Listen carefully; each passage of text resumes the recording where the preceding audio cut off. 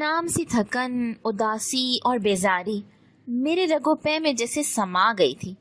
घर का सुकून खत्म हो गया था। हर वक्त की चीखम पुकार, बच्चों की बेवक्त रागनी, एन स्कूल वैन के वक्त अपनी मतलूबा चीजों की तलाश, और फिर सब बच्चों का एक साथ अम्मी अम्मी आवाजें देना। मुझे लगता था मेरा सर फट जाएगा। मेरा बीपी हाई रहने लगा था। मैं अपना कंट्रोल खो बैठती और चीखने चिल्लाने लगती। मेरी ये आदत बेइंतहा पुख्ता हो चुकी थी। मुझे बाद में कई बार एहसास भी हुआ कि मुझे नहीं चीखना चाहिए। हर वक्त घर में तबल बजता रहता है, लेकिन अपनी इस कमजोरी पर चाहने के बावजूद मैं काबू नहीं कर सकी थी। उन्हीं दिनों मैंने दर्स में जाना शुरू किया। वहाँ मौल्लिमा कुरान की किसी भी आयत पर अमल करने को देती और फिर उस पर कैसे अमल किया इसके बारे में सबसे पूछती थी। तो मैं अपनी इस आदत से परेशान थी और हर सूरत अपनी इस बुरी आदत से छुटकारा पाना चाहती थी। मैंने उनसे जिक्र किया कि कोई ऐसी आयत है जिस पर अमल करके इस पर काबू पा सकूं और मेरे घर का माहौल पुरसुकून हो जाए। मेरी मौल्लिमा ने मुझे सूरह लुक़मान की आयत बताई।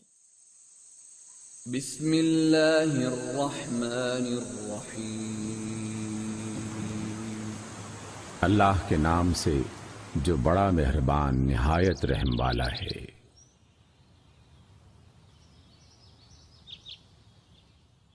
सूरह लुक़मान। अपनी चाल में एतदाल इख्तियार कर और अपनी आवाज जरा पस्त रख। सब आवाजों से ज्यादा बुरी आवाज गधों की आवाज होती है। इस आयत का विर्द करते रहने की हिदायत थी कि कुरान दिल पर दस्तक देता है। इस आयत को पढ़ती रहूं, इतनी कि मेरे दिल में सिरायत कर जाए। मैंने ये आयत हिफ्स कर ली। अगले दिन हिस्बे आदत स्कूल जाते हुए बच्चों ने इसी तरह एन स्कूल वैन के वक्त अपनी मतलूबा चीजों की पुकार मचानी शुरू की। मेरा पारा हाई होने लगा।